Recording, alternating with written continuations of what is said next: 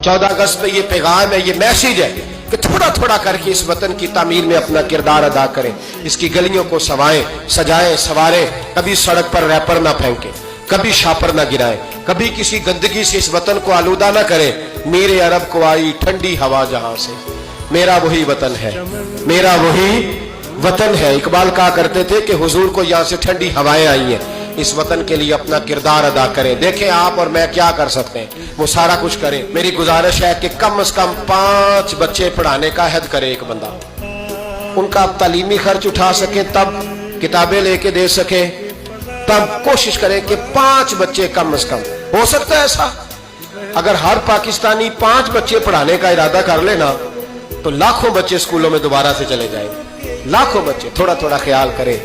और अगर कोई वो काम करे जो इमाम आजम करते थे, गरीब के बच्चे को ले आते थे और फरमाते थे मैं तेरे घर का खर्चा दूंगा, तू तालीम हासिल कर। इसी को वज़ाइफ कहा जाता है। ये काम करें। मेरी दुआ है ये वतन क़यामत की सुबह तक कायम रहे और इस वतन से रोशनियां फूटती रहे।